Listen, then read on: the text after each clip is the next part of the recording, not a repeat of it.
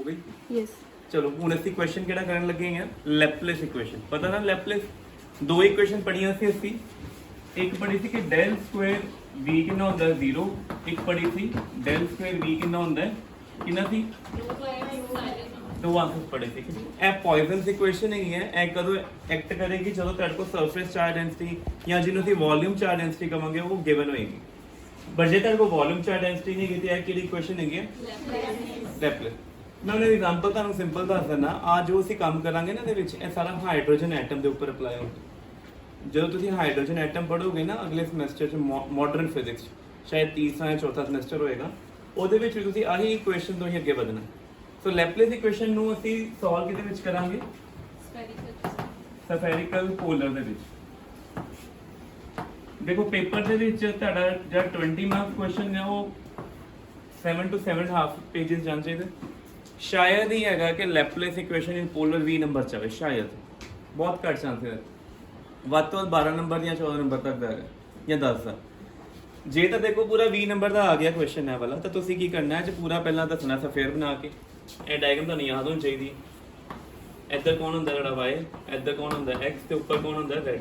ਇਸ ਜਗ੍ਹਾ ਤੇ ਕੋਈ p ਪੁਆਇੰਟ ਹੈ, ਐਂਗਲ ਤੁਹਾਡਾ ਐਰੋ ਵੀ ਦੇਖੋ ਇੱਦਾਂ ਹੀ ਪਾਣਾ ਜੇ ਇੱਦਾਂ, ਠੀਕ ਹੈ। z ਐਕਸਿਸ ਤੋਂ ਸ਼ੁਰੂ ਹੋ ਕੇ ਤੁਸੀਂ ਇੱਧਰ ਜਾਂਦੇ ਪਏ ਹੋ, ਐਰੋ ਇਹ ਕਿਹੜਾ ਐਂਗਲ ਹੁੰਦਾ? ਥੀਟਾ। ਫਿਰ ਤੁਸੀਂ ਇਹਦੀ ਪ੍ਰੋਜੈਕਸ਼ਨ xy ਪਲੇਨ 'ਚ ਦੇਖਦੇ ਹੋ ਤੇ x ਤੋਂ ਐਂਗਲ ਸ਼ੁਰੂ ਹੋ ਕੇ ਕਿਹੜਾ ਹੁੰਦਾ? ਐਜ਼ੀਮੂਥਲ ਐਂਗਲ ਫਾਈ। ਆ ਕੀ ਸੀ? r। p ਦੇ ਕੋਆਰਡੀਨੇਟ ਵੈਸੇ ਤਾਂ x y z ਹੈਗੇ, ਕਿਹੜੇ ਕੋਆਰਡੀਨੇਟ ਦੇ ਵਿੱਚ? ਕਾਰਟੇਸੀਅਨ 'ਚ। ਬਟ ਅਸੀਂ ਸਫੈਰਿਕਲ ਪੋਲਰ 'ਚ ਇਹਦੇ ਕੋਆਰਡੀਨੇਟ ਕਿਸ ਬਦਲਾਂਗੇ? r ਥੀਟਾ ਫਾਈ। ਫਿਰ ਜੇ ਤਾਂ 20 ਨੰਬਰ ਦਾ ਕੁਐਸਚਨ ਆਂਦਾ ਪਹਿਲਾਂ ਇਹ ਸਫੈਰਿਕਲ ਬਾਰੇ ਦੱਸਾਂਗੇ, ਫਿਰ ਆਪਾਂ ਦੱਸਾਂਗੇ ਕਿ x ਦੀ ਵੈਲਿਊ ਕੀ ਸੀ। ਕੀ ਸੀ x ਦੀ value? r sin theta cos ਫਾਈ। y ਕੀ ਹੁੰਦਾ ਹੈ? r sin ਥੀਟਾ sin ਫਾਈ। ਤੇ z ਕੀ ਹੁੰਦਾ ਹੈ? ਪਹਿਲਾਂ ਇੰਟਰੋਡਕਸ਼ਨ ਦੱਸਣੀ ਹੁੰਦੀ ਹੈ, ਠੀਕ ਹੈ। ਮੰਨ ਲਓ ਜੇ 20 ਨੰਬਰ ਦਾ ਕੁਐਸਚਨ ਨਹੀਂ ਆਂਦਾ, 12 ਜਾਂ 14 ਤੱਕ ਦਾ ਆਂਦਾ, ਫਿਰ ਸਫੈਰਿਕਲ ਤੋਂ ਸ਼ੁਰੂ ਹੁੰਦੇ ਸਿੱਧਾ ਹੀ ਆਪਾਂ ਡੈਲ ਸਕੁਆਇਰ ਆਪਰੇਟਰ ਇਨ ਕਰਵੀਲੀਨੀਅਰ ਲਿਖਾਂਗੇ। ਹੁਣ ਜਿਨ੍ਹਾਂ ਨੂੰ ਡੈਲ ਸਕੁਆਇਰ ਕਰਵੀਲੀਨੀਅਰ 'ਚ ਨਹੀਂ ਆਂਦਾ ਉਹਨਾਂ ਨੂੰ ਪਹਿਲਾਂ ਗ੍ਰੇਡੀਐਂਟ ਲਿਖਣਾ ਪੈਣਾ। ਕਰਵੀਲੀਨੀਅਰ 'ਚ ਕੀ ਲਿਖਣਾ ਹੈ? ਸਭ ਤੋਂ ਪਹਿਲਾਂ ਆਪਾਂ ਗ੍ਰੇਡੀਐਂਟ ਜਗ੍ਹਾ ਲਿਖੀਏ ਤੇ ਕੀ ਅਸੀਂ ਯਾਦ ਕਰੋ? 1/h1 curly v by curly u1 e1 cap 1/h2 curly v by curly u2 e2 cap plus 1/h3 curly v by curly u3 e3 cap। ਇਹ ਪਹਿਲਾਂ ਇਦਾਂ ਲਿਖਾਂਗੇ। ਫਿਰ ਆਪਾਂ ਇਸ ਤੋਂ ਬਾਅਦ ਕਿੱਥੇ ਆਵਾਂਗੇ? del dot del v ਤੇ ਕਿੱਥੇ ਆਵਾਂਗੇ? why del dot del v? ਕਿਉਂਕਿ ਸਾਨੂੰ ਚਾਹੀਦਾ del ਸਕੁਆਇਰ। del ਸਕੁਆਇਰ ਕਿੱਦਾਂ ਆਉਂਦਾ ਹੈ? del dot ਜੇ ਅਸੀਂ ਗ੍ਰੇਡੀਐਂਟ ਦੀ ਡਾਈਵਰਜੈਂਸ ਕੱਢਦੇ ਤਾਂ ਸਾਡੇ ਕੋਲ ਕੀ ਆਉਂਦਾ ਹੈਗਾ? del ਸਕੁਆਇਰ, ਜਿਹਨੂੰ ਆਪਾਂ ਲੈਪਲੇਸ਼ੀਅਨ ਆਪਰੇਟਰ ਕਹਿੰਦੇ ਹਾਂ। ਤੇ del ਆਪਰੇਟਰ ਕੀ ਹੁੰਦਾ ਹੈ ਦੱਸੋ? 1/h1 h2 h3 ਤੇ ਇੱਥੇ ਆਉਂਦਾ ਕਰਲੀ ਬਾਈ ਕਰਲੀ u1 ਕੀ ਆਉਂਦਾ ਇੱਥੇ? ਇੱਥੇ ਆਉਂਦਾ ਸੀ ਪਹਿਲਾਂ a1 h1 h2 h3 ਫਿਰ ਕਰਲੀ by curly u2 h1 a2 h3 order ਸੀ ਯਾਦ ਰੱਖਣਾ। ਤੀਜਾ ਕਿਹੜਾ ਹੈਗਾ? ਕਰਲੀ by curly u3 h1 h2। ਹੁਣ ਇੱਥੇ a1 a2 a3 ਕੌਣ ਕੌਣ ਹੈ? ਵੀ ਲਿਖ ਦੋ। a1 ਕੌਣ ਹੈ? ਆ ਵਾਲਾ ਕੰਪੋਨੈਂਟ 1/h1 ਕਰਲੀ v ਬਾਈ ਕਰਲੀ u1। a2 ਕੌਣ ਹੈ? 1/h2 करली v by करली u2। a3 कौन है? 1/h3 करली v by करली u3। ਇਹ ਤਾਂ ਲਿਖਣਾ ਹੀ ਪੈਣਾ, ਠੀਕ ਹੈ। ਮੈਂ ਕਿਸੇ ਨੂੰ ਸੁਜੈਸਟ ਨਹੀਂ ਕਰਾਂਗਾ ਕਿ ਤੁਸੀਂ ਲੈਪਲੇਸ਼ੀਅਨ ਜਾਂ ਡੈਲ ਸਕੁਆਇਰ ਨਾਲ ਡਾਇਰੈਕਟ ਰੱਟਾ ਲਗਾਓ, ਕਦੀ ਨਹੀਂ। ਐਦਾਂ ਨਹੀਂ ਕਰਨਾ। ਸਾਨੂੰ ਮੈਥਡ ਆਉਣਾ ਚਾਹੀਦਾ, ਜਿਹੜਾ ਮਰਜ਼ੀ ਦੁਨੀਆ ਦਾ ਸਵਾਲ ਹੋ ਜਾਏ ਸਾਡੇ ਕੋਲ ਹੋ ਜਾਏ। ਟਾਈਮ ਭਾਵੇਂ 5 ਮਿੰਟ ਵੱਧ ਲੱਗ ਜਾਣ ਬਟ ਸਾਨੂੰ ਲੌਂਗ ਟਰਮ ਤੱਕ ਇਹ ਚੀਜ਼ਾਂ ਯਾਦ ਰਹਿਣੀਆਂ ਚਾਹੀਦੀਆਂ, ਠੀਕ ਹੈ। ਇਹ ਜੋ ਅਸੀਂ ਕਰਦੇ ਪਏ ਹਾਂ ਉਹ ਇੱਕ ਥਿਓਰੈਟੀਕਲ ਫਿਜ਼ਿਸਿਸਟ ਦਾ ਕੰਮ ਹੁੰਦਾ। ਦੋ ਤਰ੍ਹਾਂ ਦੇ ਫਿਜ਼ਿਸਿਸਟ ਹੁੰਦੇ ਆ। ਇੱਕ ਹੁੰਦੇ ਐਕਸਪੈਰੀਮੈਂਟਲ, ਜਿਹੜੇ ਐਕਸਪੈਰੀਮੈਂਟ ਕਰਦੇ ਆ। ਇੱਕ ਹੁੰਦੇ ਜਿਹੜੇ ਕਿਤਾਬਾਂ ਕਾਲੀਆਂ ਕਰਦੇ ਆ। ਇਹ ਕਿਤਾਬਾਂ ਕਾਲੀਆਂ ਵਾਲਾ ਕੰਮ ਹੈ ਕਿ ਤੁਸੀਂ ਐਕਸਪੈਰੀਮੈਂਟ ਤਾਂ ਕਰ ਲਿਆ, ਰਿਜ਼ਲਟ ਤੁਹਾਡੇ ਕੋਲ ਆ ਗਏ, ਬਟ ਤੁਸੀਂ ਕਿਸੇ ਨੂੰ ਮੈਥਮੈਟੀਕਲ ਚੀਜ਼ ਸਮਝਾਉਣੀ ਹੈ ਤਾਂ ਤੁਹਾਨੂੰ ਕੀ ਕਰਨਾ ਪੈਣਾ? ਥਿਓਰੈਟੀਕਲ ਐਕਸਪਲੇਨੇਸ਼ਨ ਵੀ ਦੇਣੀ ਹੈ। ਆ ਜੋ ਵੀ ਆਪਾਂ ਕਰਾਂਗੇ ਨਾ ਸਭ ਥਿਓਰੈਟੀਕਲ ਫਿਜ਼ਿਸਿਸਟ ਦਾ ਕੰਮ ਹੈ। ਬਾਅਦ 'ਚ ਅਸੀਂ ਇਹਨੂੰ ਮੈਚ ਕਿੰਨਾ ਕਰਦੇ ਹਾਂ? ਐਕਸਪੈਰੀਮੈਂਟ ਨੂੰ। ਜਿਹੜੇ ਰਿਜ਼ਲਟ ਅਸੀਂ ਬੁੱਕ ਤੇ ਲਿਖੇ ਆ ਜਾਂ ਅੱਜ ਕਰਾਂਗੇ, ਠੀਕ ਹੈ, ਉਹ ਸਾਰੇ ਬੜੇ ਇੰਪੋਰਟੈਂਟ ਰਿਜ਼ਲਟ ਹੈਗੇ ਆ। ਡਾਇਰੈਕਟ ਬਾਅਦ 'ਚੋਂ ਲਰਨ ਹੁੰਦੇ ਆ, ਪਰ ਆਪਾਂ ਪਹਿਲਾਂ ਪ੍ਰੂਫ ਕਰਾਂਗੇ। ਇੱਥੇ ਤੱਕ ਨੋਟ ਹੋ ਗਿਆ? ਠੀਕ ਹੈ। ਥੱਕ ਤਾਂ ਨਹੀਂ ਬੇਟੇ? ਆ ਜਾ, ਤੂੰ ਆ ਜਾ, ਉੱਠ ਜਾ। पढ़ ला कैमरा इन्ना नोट करो बेटे हाँ फिंगर ना पे उसके कैमरे से हाँ चलो ठीक है चलो ठीक है इतना हो गया ਇੱਥੇ ਤੱਕ हाँ इस तो बाद ਤੁਸੀਂ ਇਹ ਮਰਜ ਕਰਨਾ ਇਕੱਠਿਆਂ ਕਰਨਾ ਹੈ ਜਦੋਂ ਤੁਸੀਂ ਇਹਨਾਂ ਨੂੰ ਇਕੱਠਿਆਂ ਕਰੋਗੇ ਮੈਂ ਨੋਟ ਸਾਰੇ ਭੇਜੇ ਉਹ ਚ ਵੀ ਮੈਂ ਇਦਾਂ ਹੀ ਲਿਖਿਆ ਹੋਇਆ ਤੁਹਾਨੂੰ ਪਹਿਲਾਂ ਹੀ ਦੱਸਿਆ ਹੋਇਆ ਤੇ ਜਿਹੜਾ ਤੁਹਾਡਾ ਡੈਲ ਸਕੁਅਰ v ਆਣਾ ਫਿਰ ਕੀ ਆਏਗਾ 1 over h1 h2 h3 curly by curly u1 ਕੀ ਹੋਏਗਾ ਇੱਥੇ h2 h3 ਬਾਈ h1 ਕਰਲੀ v ਬਾਈ ਕਰਲੀ u1 करली by करली u2 h1 h3 by h2 करली v by करली u2 plus 1 by करली u3 h1 h2 by h3 करली v by करली u3 आ चीज़ां सिर्फ लिखना याद होनी ठीक है जे मैंने पूरा एक्सप्रैशन याद है तो सोचो मैं किन्ने भी लिखे होना ठीक है तुहानू भी इदां मूँह जबानी आना चाहिए ठीक है ऐ सिर्फ हूँ नहीं काम आना गा जो तुम फिजिक्स जो तक पढ़ी जाओगे उद तक एक्सप्रैशन रिजल्ट ग्रेडियंट वाले काम आते रहने हूँ साडा काम की है स्फेरिकल पोलर h1 कौन होंदा 1 h2 कौन होंदा ते h3 कौन होंदा r sin थीटा u1 कौन होंदा r u2 कौन होंदा थीटा u3 कौन होंदा फाई ठीक है ਅਸੀਂ ਜੋ ਵੀ ਆਰਟੀਕਲ ਹੁਣ ਕਰਨ ਲੱਗੇ ਨਾ ਲੈਪਲੇਸ਼ਨ ਇਹਦੇ ਵਿੱਚ ਇੱਕ ਚੀਜ਼ ਧਿਆਨ ਰੱਖਣੀ ਹੈ ਅਸੀਂ ਇੱਕ ਪਲੇਨ ਦੇ ਵਿੱਚ ਕਰਾਂਗੇ ਕਿਹਦੇ ਵਿੱਚ ਗੱਲ ਕਰਾਂਗੇ ਪਲੇਨ ਦਾ ਮਤਲਬ ਹੋਏਗਾ ਉਸ ਪਾਰਟਿਕੂਲਰ ਪਲੇਨ ਵਾਸਤੇ ਫਾਈ ਕੀ ਹੋਏਗਾ ਕਾਂਸਟੈਂਟ ਕੀ ਮੰਨ ਕੇ ਚੱਲਾਂਗੇ ਇਹਨੂੰ ਕਹਾਂਗੇ ਸਿਮੈਟ੍ਰੀਕਲ ਕਿਹੜਾ ਐਜ਼ੀਮੂਥਲ ਸਿਮੈਟਰੀ ਐਜ਼ੀਮੂਥਲ ਨੰਬਰ ਕਿਹੜਾ ਹੁੰਦਾ 5 ਹੁੰਦਾ ਕੋਆਰਡੀਨੇਟ ਇਹ ਸਿਮੈਟ੍ਰੀਕਲ ਹੈਗਾ ਅਸੀਂ ਮੰਨ ਕੇ ਚੱਲਾਂਗੇ ਮਤਲਬ ਇੱਕੋ ਹੀ ਪਲੇਨ 'ਚ ਗੱਲ ਕਰਾਂਗੇ ਜਿਸ ਪਲੇਨ ਦੇ ਵਿੱਚ 5 ਦੀ ਵੈਲਿਊ ਚੇਂਜ ਨਹੀਂ ਹੋਣੀ ਇਹਦਾ ਮਤਲਬ ਮੈਂ ਤੀਜੇ ਵਾਲਾ ਪਾਰਟ ਸਟੱਡੀ नहीं करा ठीक है पहले लिख देना फॉर एजीमुथल सिमेट्री हाँ जे ਅਸੀਂ एजीमुथल सिमेट्री ਦੀ ਗੱਲ ਕਰ ਰਹੇ ਹਾਂ we are working in two dimension ਕਿਸ ਕੰਮ ਕਰ ਰਹੇ ਹਾਂ ਕੈਮਰੇ ਤੇ ਫਿੰਗਰ ਤਾਂ ਨਹੀਂ ਕਿ ਦੇਖ ਲਓ ਠੀਕ ਹੈ so we are working in two dimension ਧਿਆਨ ਰੱਖਣਾ ਜਿਹੜਾ ਹਾਈਡਰੋਜਨ ਐਟਮ ਹੈਗਾ ਉਹ ਕਿੰਨੇ ਡਾਈਮੈਂਸ਼ਨ 'ਚ ਹੈਗਾ ਹਾਈਡਰੋਜਨ ਐਟਮ एटम ਦੇ ਅੰਦਰ ਨਿਊਕਲੀਅਸ ਇਲੈਕਟ੍ਰੋਨ ਰਿਵੋਲਵਿੰਗ ਇਨ ਐਸ ਆਰਬਿਟਲ 3D ਉਹ ਚ ਐਜ਼ੀਮੂਥਲ ਸਿਮੈਟਰੀ ਨਹੀਂ ਹੋਏਗੀ ਬਹੁਤ ਕੋਈ ਦੂਰ ਨਹੀਂ ਗਾ ਅਗਲੇ ਸਾਲ ਚ ਤੁਹਾਡੇ ਮਾਡਰਨ ਫਿਜ਼ਿਕਸ ਚ ਹਾਈਡਰੋਜਨ ਐਟਮ ਵੀ ਆ ਜਾਣਾ ਸੇਮ ਆ ਚੀਜ਼ ਦੁਬਾਰਾ ਕਰਾਂਗੇ ਠੀਕ ਹੈ ਉਹਦੇ ਵਿੱਚ ਵੀ ਹੁਣ ਇਹਨੂੰ ਪਹਿਲਾਂ ਸਿੰਪਲੀਫਾਈ ਕਰੀਏ ਕੀ ਬਣੇਗਾ ਡੈਲ ਸਕੁਅਰ ਫਾਈਨ ਇਹ ਵਾਲਾ 1 over r square sin theta curly by curly r ਇਹ ਉੱਪਰ ਆ ਜਾਏਗਾ r ਸਕੁਅਰ sin ਥੀਟਾ ਥੱਲੇ 1 ਤੇ ਇੱਥੇ ਆਣਾ ਕਰਲੀ v ਬਾਈ ਕਰਲੀ r ਦੇਖੋ ਸਟੈਪ ਕਲੀਅਰ ਹੋ ਗਏ ਸਾਰਿਆਂ ਨੂੰ ਦੂਜਾ h1 h3 ਤੇ ਥੱਲੇ ਇਹ ਬਣ ਜਾਣਾ ਕੱਲਾ sin ਥੀਟਾ ਕਰਲੀ v ਬਾਈ ਕਰਲੀ ਥੀਟਾ ਅੱਗੇ ਆਪਾਂ ਲਿਖਣਾ ਹੀ ਨਹੀਂ ਕਿਉਂਕਿ ਐਜ਼ੀਮੂਥਲ ਸਿਮੈਟਰੀ ਹੀ ਹੈ 5 ਵਾਲਾ ਪਾਰਟ ਕੀ ਹੋ ਜਾਣਾ ਮੇਰੇ ਕੋ 0 ਹੋ ਜਾਣਾ ਐਂਡ ਮੈਂ ਹੋਰ ਥੋੜਾ ਸਿੰਪਲੀਫਾਈ ਕਰਾਂ ਤੇ ਮੈਂ ਇੱਥੇ ਪਹੁੰਚ ਜਾਵਾਂਗਾ finally 1 over r square curly by curly r square curly v by curly r plus curly by curly theta ਉਹਦੇ ਨਾਲ ਉਹ ਵੀ ਲਿਖਣਾ ਪੈਣਾ 1 by r square sin theta curly by curly theta sin theta curly by curly theta equal to 0 ਹੁਣ main ਕੰਮ ਸ਼ੁਰੂ ਹੁੰਦਾ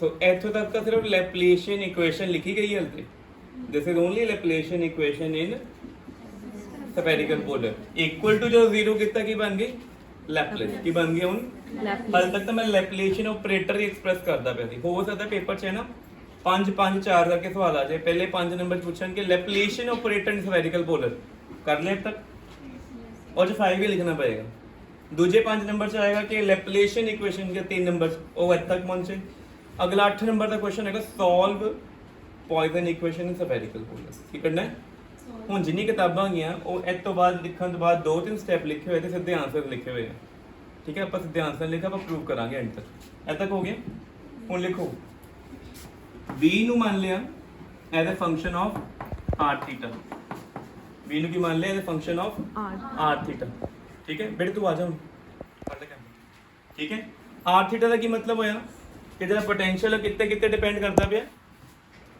आर कौन है पोजीशन वेक्टर कैमरा सेट है अच्छा आर कौन है पोजीशन वेक्टर थीटा कौन है साडा ਜਿਹੜਾ एंगल लगा विद z एक्सिस ਬਣਿਆ ਸੀ फाई आना चाहिए ਇਹਦੇ ਵਿੱਚ फाई ਦੀ ਵੈਸੇ ਸਿਮੈਟਰੀ ਹੈਗੀ फाई ਤੇ ਡਿਪੈਂਡ ਨਹੀਂ ਕਰ ਰਿਹਾ ਇਹਦਾ ਮਤਲਬ ਹੈਗਾ ਕਿ ਆਹ ਵਾਲਾ ਪੋਟੈਂਸ਼ੀਅਲ फाई ਤੇ ਡਿਪੈਂਡ ਨਹੀਂ ਕਰ ਰਿਹਾ ਇਹਨੂੰ ਮੈਂ ਇਦਾਂ ਕਰਤਾ ਕੈਪੀਟਲ ਆਰ ਤਾਂ ਪਤਾ ਇਹਨੂੰ ਕੈਪੀਟਲ ਥੀਟਾ ਕਹਿੰਦੇ ਇਦਾਂ ਤੁਸੀਂ ਜਦ ਥੀਟਾ ਹੁਣ ਤੱਕ ਪਾਉਂਦੇ ਪਏ ਸੀ ਨਾ ਉਹ ਸਿੰਪਲ ਥੀਟਾ ਹੈਗਾ ਇਦਾਂ ਦਾ ਇਦਾਂ ਪਾਉਂਦੇ ਹੋ ਥੀਟਾ ਕੈਪੀਟਲ ਥੀਟਾ ਇਦਾਂ ਹੁੰਦਾ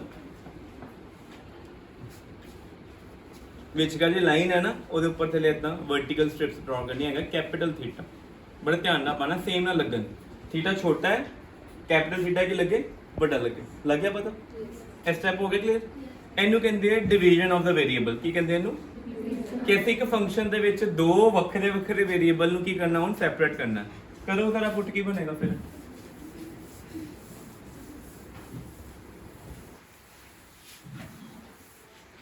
तो मेरे को आंसर बनेगा अच्छा एक चीज दोनों से कुछ कैंसिल हो रहे हैं है ना दोनों से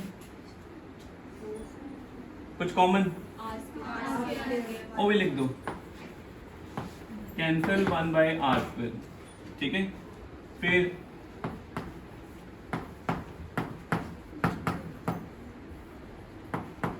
अच्छा इन्हों मैं ना आर थीटा ही लिखता मैं बस मैं नाल ब्रैकेट स्मॉल आर नहीं लिखा।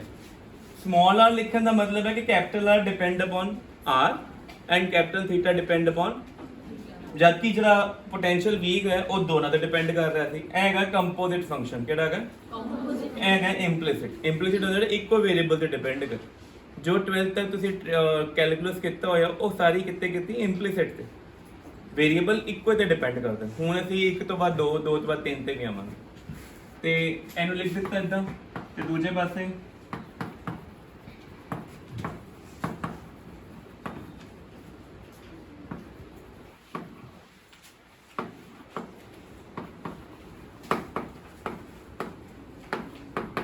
ठीक है। स्टेप ए डिफरेंशिएशन किदी हुंदी पई है किदे नाल होएगी थीटा दा डिपेंड नहीं करदा आर ते थीटा सीधा ही की हो जाना बाहर आ जाना। अगले स्टेप लिखो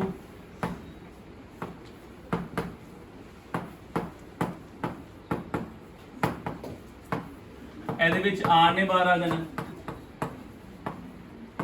बेटा बोलना नहीं किसी ने ਇਹ ਕਰਲੀ ਹੈਗਾ ਹਲੇ ਹਲੇ ਡੀ ਨਹੀਂ ਹੋਇਆ।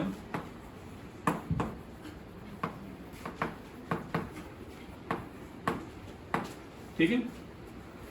पार्शियल डेरिवेटिव कितने लगना होंदा है v ते क्यों v r ते थीटा दोवें डिपेंड करदा पे बट ਜਦੋਂ ਅਸੀਂ ਕੱਲੇ ਕੱਲੇ ਕਰ ਦਾਂਗੇ ਪਾਰशियल ਕਿਚ ਕਨਵਰਟ ਹੋਏ ਨਾ ਐਗਜ਼ੈਕਟ ਦੇ ਵਿੱਚ ਕਿਚ ਕਨਵਰਟ ਹੋਏਗਾ ਐਗਜ਼ੈਕਟ ਇਸ ਕਰਕੇ ਕਿ ਹੁਣ ਜਿਹੜਾ ਇਹ r ਹੈਗਾ ਸਿਰਫ ਕਿਹਦਾ ਫੰਕਸ਼ਨ ਹੈ ਸਮਾਲ r ਦਾ ਆ ਜਿਹੜਾ ਕੈਪੀਟਲ ਥੀਟਾ ਹੈਗਾ ਕਿਹਦਾ ਫੰਕਸ਼ਨ ਹੈ ਓਨਲੀ ਥੀਟਾ ਦਾ। ਅਗਲੇ ਸਟੈਪ ਨੂੰ ਚੇਂਜ ਕਰਾਂਗੇ। ਦੂਜਾ ਆ ਦਨ ਜਿਹੜੇ ਦੋਨੋਂ ਹੈ ਨਾ ਇਸ ਵਾਰ ਲਿਖੋ divide both sides by r theta divide by दोनों साइड ਨੂੰ ਕਿੰਨਾ ਡਿਵਾਈਡ ਕਰਤਾ r थीटा ਨਾਲ। ਪਹਿਲਾ ਬਣ ਗਿਆ ਮੇਰੇ ਕੋ 1/r ਤੇ ਇਹਨੂੰ ਮੈਂ ਚੇਂਜ ਵੀ ਕਰਤਾ ਜੇ ਹੁਣ ਕਿਸੇ ਨੂੰ ਕੋਈ ਪ੍ਰੋਬਲਮ ਹੈ ਕਿਉਂ ਚੇਂਜ ਕੀਤਾ why I have used d instead of curly क्योंकि ਹੁਣ एग्जैक्ट डेरिवेटिव है curly ਲਾਉਣ ਦਾ ਕੋਈ ਤੁਕ ਨਹੀਂ ਹੈਗਾ।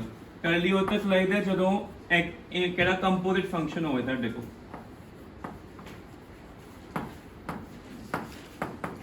ਬਣ ਗਿਆ ਤੱਕ ਕੋਈ ਡਾਊਟ ਹੈ ਇਹਦੇ ਵਿੱਚ? ਹੁਣ ਇਹ ਚ ਦੋ ਟਰਮਸ ਹੈਗੀਆਂ ਇਹ ਦੂਜੀ ਟਰਮ ਕੀ ਹੈ ਇਹ ਸਾਰੀ r ਦੇ ਵਿੱਚ ਹੀ ਹੈ ਇਹ ਸਾਰੀ ਇਹਨਾਂ ਦੋਨਾਂ ਦਾ ਆਪਸ ਚ ਕੋਈ ਲੈਣਾ ਦੇਣਾ ਨਹੀਂ ਬਟ ਆਨਸਰ ਕੀ ਆ ਰਿਹਾ ਆਪਸ ਚ ਕੋਈ ਲੈਣਾ ਦੇਣਾ ਨਹੀਂ ਬਟ ਆਨਸਰ ਸਟਿਲ ਕੀ ਹੈ ਇਤੋਂ ਕੀ ਪਤਾ ਲੱਗਾ ਇਹਦਾ ਆਨਸਰ ਜਿੰਨਾ ਵੀ ਹੋਏਗਾ ਤੇ ਇਹਦਾ ਆਨਸਰ ਜਿੰਨਾ ਵੀ ਹੋਏਗਾ ਇੱਕ ਦੂਜੇ ਦੇ ਕੀ ਹੋਣਗੇ ਨੈਗੇਟਿਵ ਇੱਕ ਦੂਜੇ ਦੇ ਕੀ ਹੋਣਗੇ। ਹੁਣ ਇਹ ਇਕੁਏਸ਼ਨ ਬਣਾ ਕੇ ਛੱਡ ਦਿੱਤੀ ਗਈ ਸੀ।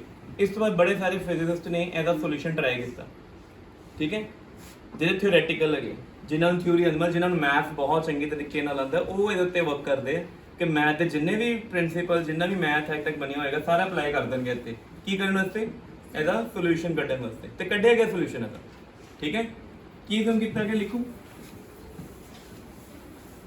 both terms are independent both terms are independent.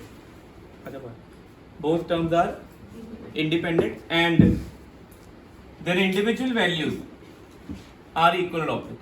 Both terms are independent and their individual values are independent. ठीक है, कोई डाउट ਇਹਦੇ ਵਿੱਚ? ਦੋਨੋਂ ਹੀ ਕੀ ਗਏ, ਦੋਨੋਂ ਕੀ ਗਏ, ਇੰਡੀਪੈਂਡੈਂਟ ਹੈ ਤੇ ਉਹਨਾਂ ਦੀਆਂ ਇੰਡੀਵਿਜੂਅਲ ਵੈਲਿਊਜ਼ ਕੀ ਹੋਣਗੀਆਂ, ਇਕੁਅਲ ਐਂਡ ਆਪੋਜ਼ਿਟ। ਲੈਟ ਕਰ ਲਈ ਪਹਿਲੇ ਦੀ,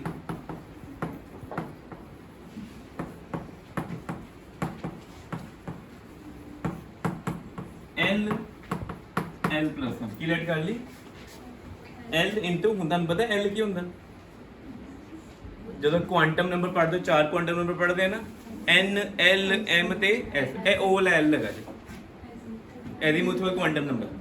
ਸੋ ਐਜ਼ੀਮੂਥਲ ਕੁਆਂਟਮ ਨੰਬਰ ਨੇ ਸੋਲਵ ਕਰਦੇ ਕਰਦੇ ਰਸਤੇ 'ਚ ਆ ਗਿਆ। ਠੀਕ ਹੈ, ਹੁਣ ਅਸੀਂ ਇਹਨੂੰ ਇਕੁਏਸ਼ਨ ਸੋਲਵ ਕਰਨਾ। ਹੁਣ ਬੁੱਕਸ ਦੇ ਵਿੱਚ ਕੀ ਕੀਤਾ ਹੋਇਆ, ਆਹ ਇਕੁਏਸ਼ਨ ਲਿਖਣ ਤੋਂ ਬਾਅਦ ਨਾ ਡਾਇਰੈਕਟ ਇਹਦਾ ਸੋਲੂਸ਼ਨ ਲਿਖ ਦਿੱਤਾ ਗਿਆ, ਤੇ ਫਿਰ ਐਸੇ ਤਰੀਕੇ ਇਹਨੂੰ ਵੀ ਚੇਂਜ ਕਰਾਂਗੇ, ਉਹਦਾ ਵੀ ਡਾਇਰੈਕਟ ਸੋਲੂਸ਼ਨ ਲਿਖਿਆ ਗਿਆ। ਅਸੀਂ ਗ੍ਰੈਜੂਏਸ਼ਨ ਸਟੂਡੈਂਟਸ ਹੈਗੇ ਆ, ਅਸੀਂ ਦੋਵੇਂ ਤਾਂ ਨਹੀਂ ਸੋਲਵ ਕਰਾਂਗੇ, ਇੱਕ ਸੋਲਵ ਕਰ ਦਾਂਗੇ ਜਿਹੜਾ ਸਾਡੇ ਹੱਥ 'ਚ, ਜੋ ਸਾਨੂੰ ਆਉਂਦਾ।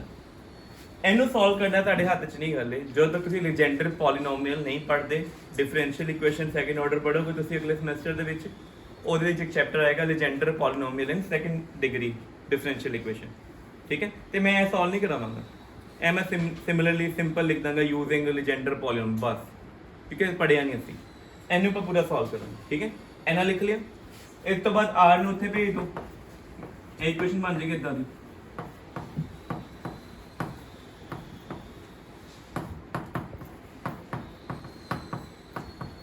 ਸੋ ਇਹਨੂੰ ਲਿਖੋ, ਇਹ ਕੀ ਹੈ, it is second order differential equation, second order. ਹੁਣ ਸੈਕੰਡ ਤੁਸੀਂ ਡਿਫਰੈਂਸ਼ੀਅਲ ਇਕੁਏਸ਼ਨ ਕਲਾਸ 12 ਚ ਪੜ੍ਹਿਆ, ਉਹ ਕਿਹੜਾ ਹੈਗਾ ਸੀ, ਫਸਟ ਆਰਡਰ, ਜਿਹਦੇ ਵਿੱਚ ਤੁਸੀਂ ਪੜ੍ਹਦੇ ਸੀ dy/dx + px = q, ਯਾਦ ਹੈ? ਲਾਸਟ ਐਕਸਰਸਾਈਜ਼ ਹੈਗੀ ਸੀ ਜਿਹਦੇ ਵਿੱਚ ਤੁਸੀਂ ਇੰਟੀਗ੍ਰੇਸ਼ਨ ਫੈਕਟਰ ਲੱਭਦੇ ਸੀ ਨਾ, ਉਹ ਕਿਸੇ ਬੜੀ ਸਿੰਪਲ ਐਕਸਰਸਾਈਜ਼, ਉਦੋਂ ਬਹੁਤ ਡਿਫਿਕਲਟ ਲੱਗਦੀ ਪਈ ਸੀ, ਬਟ ਇਸ ਟਾਈਮ ਬਹੁਤ ਸਿੰਪਲ ਹੈ, ਉਹ ਕਿਸੇ ਫਸਟ ਆਰਡਰ। ਇਹ ਕੀ ਹੋ ਗਈ ਹੁਣ, ਇਹ ਆ ਗਿਆ ਹਾਇਰ ਮੈਥਮੈਟਿਕਸ। ਇਹ ਜਦ ਤੁਸੀਂ second year second semester onwards ਪੜ੍ਹਨਾ। ਠੀਕ ਹੈ, ਜਦੋਂ ਐਨੂਅਲ ਸਿਸਟਮ ਹੁੰਦਾ ਸੀ ਨਾ, ਆ ਮੈਥ ਇਕੱਠੇ ਹੀ ਚੱਲਦਾ ਸੀ ਤੇ ਬੱਚਿਆਂ ਨੂੰ ਪ੍ਰੋਬਲਮ ਨਹੀਂ ਆਉਂਦੀ ਸੀ। ਜਦੋਂ ਇਲੈਕਟ੍ਰਿਸਿਟੀ 4 ਚੈਪਟਰ ਚੱਲਦਾ ਹੁੰਦਾ ਸੀ, ਉਸ ਟਾਈਮ ਤੇ ਤੁਸੀਂ ਆਲਰੇਡੀ ਉਹ ਡਿਫਰੈਂਸ਼ੀਅਲ ਪੜ੍ਹ ਚੁੱਕੇ ਹੁੰਦੇ ਸੀਗੇ। ਹੁਣ ਤੁਹਾਨੂੰ ਪ੍ਰੋਪਰ ਡਿਫਰੈਂਸ਼ੀਅਲ ਸੋਲੂਸ਼ਨ ਲਿਖਾਵਾਂਗਾ ਜੇ ਅਸੀਂ ਕਰਨਾ, ਕਿ ਪੇਪਰ 'ਚ ਜੇ ਜਸਟੀਫਾਈ ਕਰਨਾ 14 15 ਜਾਂ 20 ਨੰਬਰ ਦਾ ਕੁਐਸਚਨ ਪੂਰਾ, ਤਾਂ ਇਹਨੂੰ ਸੋਲਵ ਕਰਨਾ ਪੈਣਾ। ਜੇ ਇਹਨੂੰ ਸੋਲਵ ਨਹੀਂ ਕੀਤਾ ਤੇ ਤੁਹਾਡੇ 4 ਤੋਂ 5 ਨੰਬਰ ਕੱਟੇ। ਤੇ ਜਿਹੜਾ ਬੱਚਾ ਇਹ ਪੇਪਰ ਸੋਲਵ ਕਰਕੇ ਆਏਗਾ ਨਾ, ਉਹ ਸਿਰਫ ਤੁਹਾਡੇ ਕਾਲਜ ਦੇ ਬੱਚੇ ਨੇ ਕੀਤਾ ਹੋਏਗਾ, ਬਾਕੀ ਕਿਸੇ ਨੇ ਨਹੀਂ ਕੀਤਾ। ਬਾਕੀ ਸਿੱਧਾ ਸਾਰਿਆਂ ਨੇ ਕੀ ਮਾਡਰਨ ਦਿਨੇਸ਼ ਦਾ ਚੇਪੀ ਮਾਰਕ ਰਿਜ਼ਲਟ ਲਿਖਿਆ ਹੋਇਆ, ਡਾਇਰੈਕਟ ਉਹੀ ਲਿਖਣਾ। ਠੀਕ ਹੈ, ਤੇ ਐਗਜ਼ਾਮੀਨਰ ਕੋਲ ਜੋ ਤੁਹਾਡੀ ਸ਼ੀਟ ਪਹੁੰਚੇਗੀ, ਜਿੰਨੇ ਪੇਪਰ 'ਚ ਇਹ ਆਰਟੀਕਲ ਕੀਤਾ ਹੋਏਗਾ, ਤੁਹਾਡੇ ਆਟੋਮੈਟਿਕਲੀ ਫਿਜ਼ਿਕਸ ਦੇ ਨੰਬਰ 4 ਤੋਂ 5 ਨੰਬਰ ਵੱਧ ਗਏ। ਠੀਕ ਹੈ, ਹੁਣ ਆਪਾਂ ਇਹਨੂੰ ਸੋਲਵ ਕਰਨਾ, ਲਿਖੋ ਐਜ਼ਿਊਮ। ਹੁਣ ਇਹਨੂੰ ਵੀ ਸੋਲਵ ਕਰਨ ਦਾ ਤਰੀਕਾ ਹੈ, ਐਜ਼ਿਊਮ small r equal to et, ਕੀ ਮੰਨ ਲਿਆ, small r equal to variable capital R ਹੈ, ਡਿਫਰੈਂਸ਼ੀਏਟ ਕਿੰਨਾ ਕਰਦੇ ਪਏ, small r ਨੂੰ। ਹੁਣ ਮੈਂ small r ਨੂੰ ਉਹਦੇ ਹੱਥੇ 'ਚੋਂ ਖਤਮ ਕਰ ਦਾਂਗਾ, ਕੀ ਲਿਖਤਾ ਉਹਨੂੰ ਮੈਂ, ਤੇ ਦੱਸੋ dr/dt ਕਿੰਨਾ ਹੋਣਾ, et। ਐਕਸਪੋਨੈਂਟ ਦਾ ਡੈਰੀਵੇਟਿਵ ਕੀ ਹੁੰਦਾ, ਕਿਉਂਕਿ ਐਕਸਪੋਨੈਂਟ ਬਹੁਤ ਢੀਠ ਫੰਕਸ਼ਨ ਹੈ, ਤੁਸੀਂ ਜਿੰਨੀ ਮਰਜ਼ੀ ਵਾਰੀ ਡਿਫਰੈਂਸ਼ੀਏਸ਼ਨ ਕਰ ਦਿਓ ਤਾਂ ਵੀ ਕੀ ਰਹੇਗਾ, ਸੇਮ। ਜਿੰਨੀ ਮਰਜ਼ੀ ਵਾਰੀ ਇਹਦੀ ਇੰਟੀਗ੍ਰੇਸ਼ਨ ਕਰ ਦਿਓ ਤਾਂ ਵੀ ਕੀ ਰਹੇਗਾ, ਸੇਮ। ਠੀਕ ਹੈ, ਸੋ ਇਹਨੂੰ ਚੇਂਜ ਕਰਦੇ ਹੁਣ। ਸਭ ਤੋਂ ਪਹਿਲਾਂ dr/dr ਆ ਗਿਆ ਨਾ ਬ੍ਰੈਕਟ 'ਚ, ਐਂਡ ਮੈਂ ਲਿਖਦਾ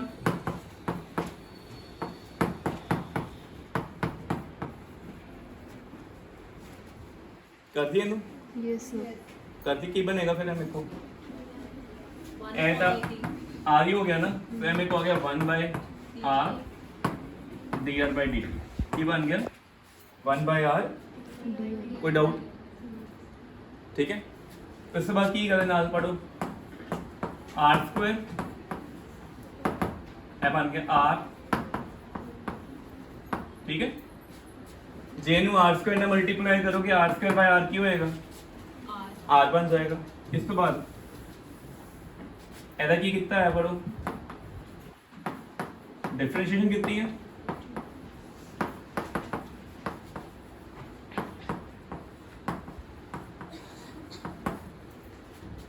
ਕੀ ਕਰਾਂਗੇ ਹੁਣ ਅਸੀਂ ਡੈਰੀਵੇਟਿਵ ਚ ਜਿਹਦੇ ਨਾਲ ਕਰ ਰਹੇ ਹਾਂ ਨਾ ਉਹਨੂੰ t ਲੈ ਕੇ ਆਣਾ ਕੀ ਕਰਨਾ ਉਹਨੂੰ तो n के अगले स्टेप में की करांगे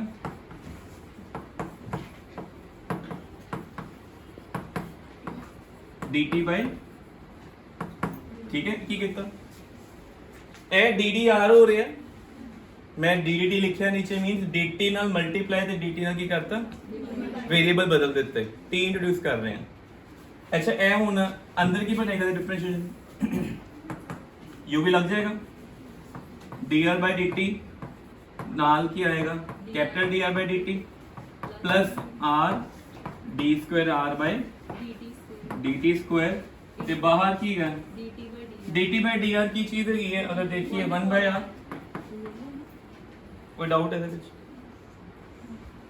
ऐसा तक हो गया D R by D T की है आर है अगले स्टेप ए भी आर है आ भी आर आ गया प्लस आर ना आर कट गया d square are by D T square हो गई तो बहुत कॉम्प्लिकेटेड डिफरेंशियल इक्वेशन है थी d d r bracket r square d are by D t बहुत कॉम्प्लिकेटेड थी ਉਹਨੂੰ ਐਡੀ ਕੌਮਪਲੀਕੇਟਡ ਡਿਫਰੈਂਸ਼ੀਅਲ ਇਕੁਏਸ਼ਨ ਸਿੰਪਲ ਕੀ ਲਿਖਤਾ d are by D T plus d square are by start ਆਪਾਂ ਕਿੱਥੋਂ ਡਿਫਰੈਂਸ਼ੀਏਟ ਹੋਏ ਆ r ਨਾਲੋਂ ਵੱਧਦੇ ਵੱਧਦੇ ਕਿੱਥੇ ਪਹੁੰਚ ਗਏ ਇਸ ਜਗ੍ਹਾ ਤੱਕ ਆ ਗਏ ਠੀਕ ਹੈ ਕੋਈ ਡਾਊਟ ਇੱਥੇ ਤੱਕ ਦੱਸੋ ਪਹਿਲਾਂ ਇੱਥੇ ਨਾਲੇ ਦੇਖੋ ਕੀ ਗੱਲ ਸੀ ਹਾਂ ਇਹ ਕਾਪੀ ਤੇ dr by dr ਹੀ ਲਿਖਿਆ ਨਾ ਇਹਨੂੰ ਇਹ ਸਾਰਾ r ਵਾਲਾ ਨਾ ਇਹਦੀ ਜਗ੍ਹਾ ਪਹਿਲਾਂ ਇਹ ਬਦਲ ਗਿਆ ਕਰਦੇ ਕਰਦੇ ਸਾਰਾ ਹੀ ਬਦਲ ਦਿੱਤਾ ਹੋ ਗਿਆ ਤੱਕ ਠੀਕ ਹੈ ਦੈਨ ਸਾਡੀ ਇਕੁਏਸ਼ਨ ਕੀ ਬਣ ਜਾਏਗੀ ਇਹ ਬਣ ਗਈ ਮੇਰੇ ਕੋ D square are by D T square plus D are by D T equal to L L plus 1 कोई डाउट आ गया ठीक है हाथ थक से आ जा बेटे उठ जा ठीक है ऐसा तक हो गए नोट कर लो पहला ਹੁਣ ਅਸੀਂ ਡਿਫਰੈਂਸ਼ੀਅਲ ਇਕੁਏਸ਼ਨ ਕਿੱਦਾਂ ਸੋਲਵ ਕਰਦੇ ਹਾਂ ਜਿਹੜਾ ਅਗਲੇ ਸਾਲ ਦਾ ਮੈਥ ਹੈ ਤੁਹਾਨੂੰ ਪਹਿਲਾਂ ਹੀ ਕਰਾ ਦਿੰਦਾ ਇਹ ਇਕੁਏਸ਼ਨ ਹੁੰਦੀ ਜਨਰਲ ठीक है लेवल देखिए ऊपर से लेना हो जाए खड़े होकर बना लो खड़े होकर ज़्यादा कन्वीन तक तो आ जाएंगे ठीक है देखो ए डबल डेरिवेटिव है इनू बोलांगे डी स्क्वायर की बोलना इनू कैपिटल डी का की मतलब होता है डेरिवेटिव डी स्क्वायर का मतलब की है डबल डेरिवेटिव जे टी डी तीजा डेरिवेटिव भी होवे डी क्यूब होवे ते डी 3 लिख दांगे दोवां च कॉमन की है आर बार कर लें लिख ਦਿੱਤਾ ਇਦਾਂ ਇੱਥੇ ਵੀ ਸੱਚ ਆ ਰਿਹਾ ਸੀ ਨਾ ਪਰ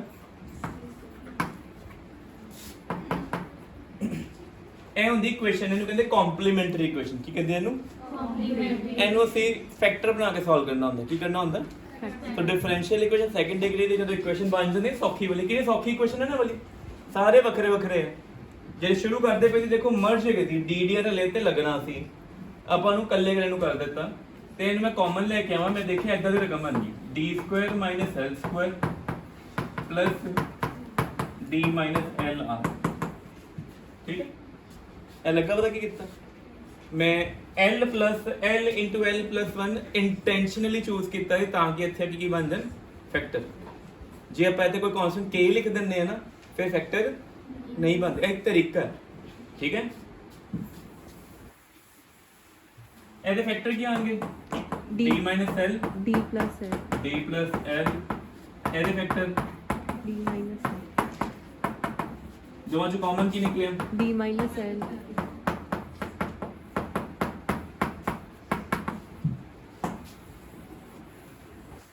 ਠੀਕ ਹੈ ਬਣ ਗਿਆ ਤਿੰਨ ਚੀਜ਼ਾਂ ਮਲਟੀਪਲਾਈ ਹੋ ਕੇ ਕੀ ਹੁੰਦਾ ਪਿਆ 0 ਕੀ ਆਊਟਪੁੱਟ ਹੋਏਗੀ ਇਹਦੀ ਇਹਨਾਂ ਚ ਇੱਕ 0 ਹੈ ਇੱਕ ਹੋਏਗਾ ਦੋ ਹੋਏਗਾ ਜਾਂ ਤਿੰਨੋਂ r ਨਹੀਂ ਹੋ ਸਕਦਾ r ਕੀ ਦਾ ਫੰਕਸ਼ਨ ਜਿਹੜਾ ਪੋਟੈਂਸ਼ੀਅਲ ਜਿੱਤੇ ਡਿਪੈਂਡ ਕਰਦਾ ਪਿਆ r 0 ਨਹੀਂ ਹੋ ਸਕਦਾ ਇਹ ਪੋਟੈਂਸ਼ੀਅਲ ਨਹੀਂ ਪਤਾ ਕੀ ਹੈ ਕਿਸੇ ਕੇ ਪੋਟੈਂਸ਼ੀਅਲ 0 ਹੋ ਵੀ ਸਕਦਾ ਹੈ ਕਿਸੇ ਕੇਸ 'ਚ ਨਹੀਂ ਬਟ ਸਾਨੂੰ ਪਤਾ ਅਸੀਂ r ਨੂੰ ਹਮੇਸ਼ਾ 0 ਨਹੀਂ ਲੈ ਸਕਦੇ ਤੇ ਕੌਣ 0 ਹੋਣਗੇ ਇਹ ਜਾਂ ਇਹ ਤੇ ਜਿਹੜੇ 0 ਹੁੰਦੇ ਆ d ਦੀ ਵੈਲਿਊ ਕੀ ਆਏਗੀ l ਆਏਗੀ ਜਾਂ ਦੂਜੀ ਕੀ ਆਏਗੀ -l + 1 ਕੀ ਆਏਗੀ ਇਹਦੇ ਰੂਟਸ ਆ ਗਏ ਕੀ ਆ ਗਏ ਇਹਦੇ ਰੂਟਸ ਤੇ ਇਹਦਾ ਜਿਹੜਾ ਸੋਲੂਸ਼ਨ ਹੁੰਦਾ ਹੈ ਨਾ ਉਹ ਇਸ ਫਾਰਮ ਚ ਹੁੰਦਾ ਹੈ। ਦੇਖੋ ਇਹ ਆਪਰੇਟਰ ਲੱਗਦੇ ਕਿਹਦੇ ਉੱਤੇ ਪਏ ਹੈ, ਕਿਤੇ ਲੱਗਦੇ ਪਏ ਆਰ ਦੇ ਉੱਪਰ। ਸੋਲੂਸ਼ਨ ਕਿਹਦਾ ਨਿਕਲਣਾ ਹੈ ਆਰ ਦਾ। वेरिएबल कौन सी, कौन है वेरिएबल टी तो ਜਦੋਂ ਤੁਹਾਡੀ ਰੀਅਲ ਵੈਲਿਊਜ਼ ਹੈ, ਰੀਅਲ ਹੈ ਕਿ ਵਰਚੁਅਲ ਹੈਗੀਆਂ, सही है ਇਮੇਜਿਨਰੀ ਤਾਂ ਆਇਓਟਾ ਤਾਂ ਨਹੀਂ ਹੈਗਾ ਨਾ। नो सर ਜਦੋਂ ਵੀ ਇਹ ਰੀਅਲ ਹੁੰਦਾ ਹੈ ਸਾਡਾ ਕੀ ਆਂਸਰ ਹੈ ਕਾਂਸਟੈਂਟ ਇੱਕ ਹੀ ਹੈ, ਕੁਝ ਵੀ ਹੋ ਸਕਦਾ ਹੈ। e ਪਾਵਰ ਕਿੰਨਾ ਪਹਿਲਾ ਆਨਸਰ ਹੈ l ਤੇ ਵੇਰੀਏਬਲ ਕਿਹੜਾ ਸੀ t, ਦੂਜਾ ਕੀ ਹੈ b e power minus l plus 1 ਇਹਦਾ ਲਿਖਣਾ ਇਹ ਹੈਗਾ ਸੋਲੂਸ਼ਨ। ਜਿੰਨਾ ਤੁਹਾਡਾ ਆਨਸਰ ਆਏਗਾ ਉਹਨੂੰ ਐਕਸਪੋਨੈਂਟ ਚ ਲਿਖਣਾ। ਤੇ ਸਾਨੂੰ ਪਤਾ ਹੈ e ਪਾਵਰ t ਕੌਣ ਹੈਗਾ e power t R r ਬਿਲਕੁਲ ਠੀਕ ਹੈ। ਤੇ ਸਾਡਾ ਆਨਸਰ ਕੀ ਆ ਗਿਆ a r power l plus b upon r power l plus 1 ਕੀ ਆਇਆ। आर पावर ਨੀਚੇ ਕਿਉਂ ਲੈ ਕੇ ਆਇਆ ਮੈਨੂੰ नेगेटिव साइन ਨੈਗੇਟਿਵ ਸਾਈਨ ਹੈ। ਕੋਈ ਡਾਊਟ ਇਹਦੇ ਵਿੱਚ, ਇਹ ਚੀਜ਼ ਕਲੀਅਰ ਹੋ ਗਈ ਪਹਿਲਾਂ। ਸੋ ਇੱਥੇ ਤੱਕ ਮੇਰਾ ਕਿਹੜਾ ਸੋਲੂਸ਼ਨ ਆ ਗਿਆ, ਜਿਹੜਾ r ਪਾਰਟ ਹੈਗਾ ਸੀ ਉਹਦਾ ਮੈਂ ਸੋਲੂਸ਼ਨ ਕੱਢ ਲਿਆ। ਹੁਣ ਸਾਡਾ ਜਿਹੜਾ 14 ਨੰਬਰ ਦਾ ਕੁਐਸਚਨ ਆਏ, 20 ਨੰਬਰ ਦਾ ਆਏ, 10 ਦਾ ਆਏ, ਅਸੀਂ r ਪਾਰਟ ਦਾ ਸੋਲੂਸ਼ਨ ਕੱਢ ਕੇ ਦਿਖਾਤਾ ਐਗਜ਼ਾਮੀਨਰ ਨੂੰ। ਠੀਕ ਹੈ, ਜਿਹੜਾ ਰਹਿੰਦਾ ਹੁੰਦਾ ਥੀਟਾ ਵਾਲਾ ਪਾਰਟ ਹੈਗਾ ਉਹਨੂੰ ਅਸੀਂ ਲੈਜੈਂਡਰ ਪੋਲੀਨੋਮੀਅਲ ਨਾਲ ਐਕਸਪ੍ਰੈਸ ਕਰਾਂਗੇ। ਠੀਕ ਹੈ, ਉਹ ਤੁਹਾਨੂੰ ਅਗਲੇ ਲੈਕਚਰ 'ਚ ਕਰਾ ਦਾਂਗੇ, ਪਹਿਲਾਂ ਤੱਕ ਨੋਟ ਕਰ ਲਓ।